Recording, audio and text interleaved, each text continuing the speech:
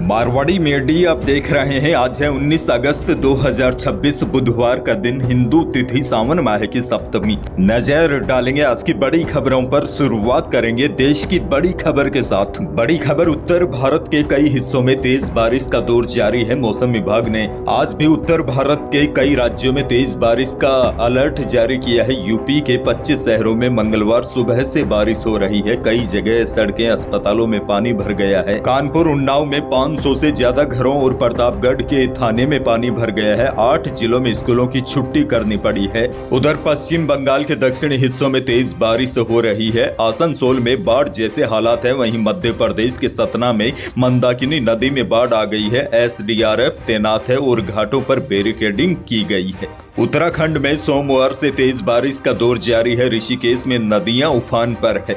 बहरहाल आगे बढ़ जाते हैं। राजस्थान से बहुत बड़ी खबर, किसान सम्मान निधि का पैसा अब सिर्फ नाम और खातों के भरोसे नहीं मिलेगा। योजना में फर्जीवाड़े के मामले सामने आने के बाद सरकार ने किसान आईडी को सुरक्षा कवच बनाने का बड़ा फैसला किया है। वहीं राज्य में प्रधानमंत्री किसान सम्मान निधि योजना को सहकारिता विभाग से कृषि विभाग में स्थानांतरित करने की तैयारी कर ली गई है। हाल ही में मुख्य सचिव पी श्रीनिवास की अध्यक्षता में हुई बैठक में इसका प्रस्ताव तैयार कर राज्य सरकार को भेजने का निर्णय लिया है। अब देखिए अगली किस्त यानी कि पीएम किसान सम्मान निधि योजना की 26वीं किस्त में किसान आईडी को अनिवार्य कर दिया जाएगा। पहले किसान सम्मान निधि में फर्जीवाड़ा हो चुका है, इसीलिए किसान आईडी की अनिवार्यता की जा रही है। मारवाड़ जंक्शन विधानसभा क्षेत्र में प्रधानमंत्री किसान सम्मान निधि योजना के तहत 13,858 अपात्र व्यक्तियों के आवेदन पंजीकृत हो गए थे, जिन्होंने योजना के तहत विभिन्न किस्तों के माध्यम से 826.66 लाख रुपए की राशि ले भी ली। बाद में वसूली के आदेश जारी हुए हैं।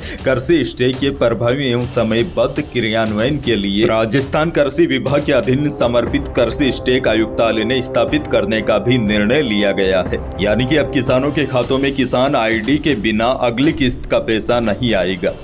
आगे बढ़ेंगे। एक और बहुत बड़ी खबर, प्रधानमंत्री आवास योजना ग्रामीण में कई परिवर्तन किए गए हैं, जिसके तहत दोपहिया वाहन धारकों और 10,000 से ज्यादा आमदनी वाली महिलाओं को भी अब आवास मिलेगा। साथ ही में जिन किसानों के पास 5 एकड़ असिंचित जमीन और 2.5 एकड़ सिंचित जमीन होगी, उनको भी आवास बनाने के लिए वित्तीय सहायता दी जाएगी। आपको बता दूं, गरीबों को उनका आशियाना उपलब्ध करवाने के लिए प्रधानमंत्री आवास योजना जैसी महत्वपूर्ण योजना चलाई जा रही है।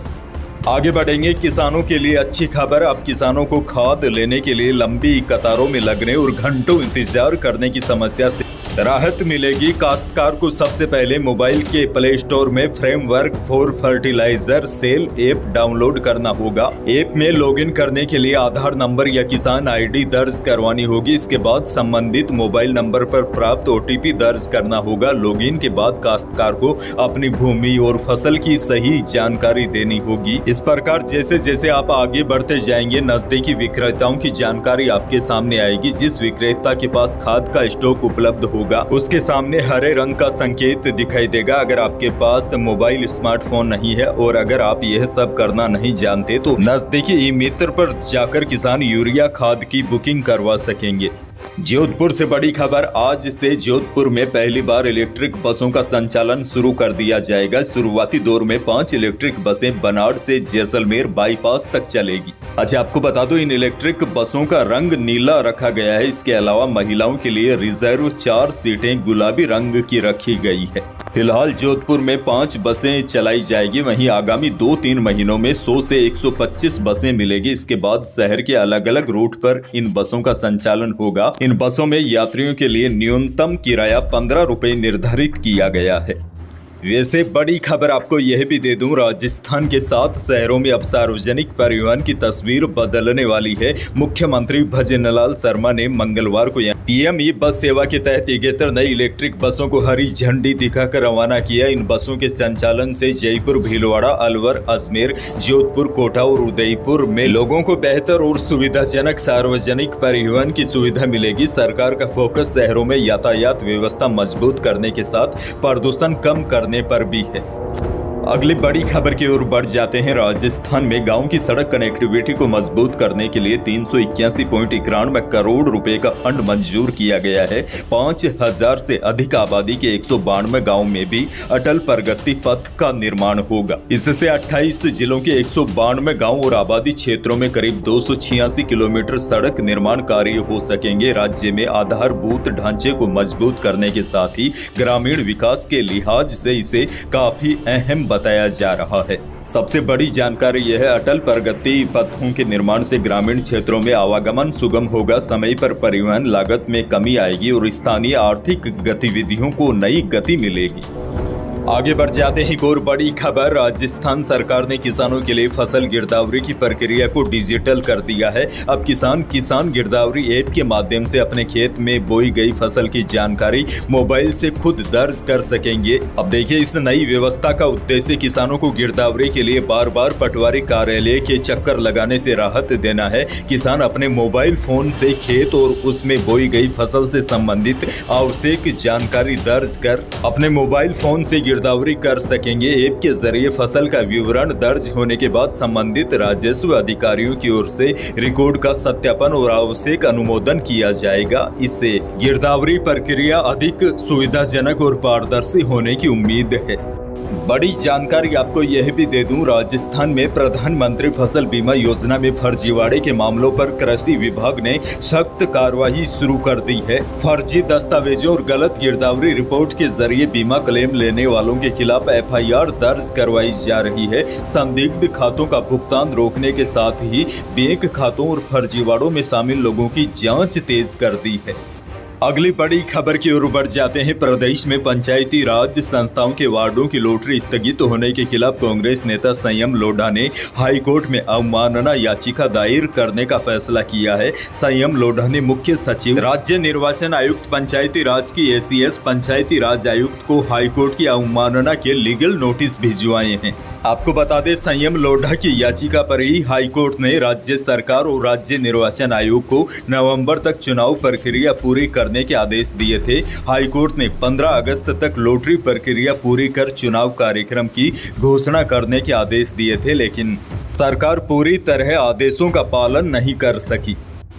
सीकर से बड़ी खबर, सीकर में ACB ने बड़ा ट्रैप किया है। उत्तर प्रदेश पुलिस के 4 पुलिसकर्मियों को ट्रैप किया गया है। साइबर क्राइम थाना अयोध्या के SI यशवंत सिंह, कांस्टेबल गौरव, सोहन और पवन को दबोचा है। 2,80,000 रुपए की रिश्वत लेते रंगे हाथों यह पकड़े गए हैं। मुकदमे में मुस्लिम नहीं बनाने की एवज में घूस मांगी गई थी। पीड़ित की सूचना पर ACB टीम ने मंगलवार दोपहर सीकर बीकानेर नेशनल हाईवे पर रसीदपुरा टोल पर आरोपियों को रोक लिया। कार्रवाई के दौरान आरोपियों ने अपनी कार से ACB टीम की गाड़ी को टक्कर मारकर भागने की भी कोशिश की, लेकिन नाकाम रहे। अच्छा, बड़ी खबर ये भी देखिए, वायदा बाजार की नरमी के असर से जयपुर सराफा बाजार में चांदी 2,000 रुपए सस्ती होकर 2,41,000 रुपए प्रति किलो रही। वहीं शुद्ध सोना 200 रुपए बढ़कर 1,58,000 रुपए प्रति 10 ग्राम रहा। जेवराती सोना 100 रुपए सुधर कर 1,44,700 रुपए प्रति 10 ग्राम रहा।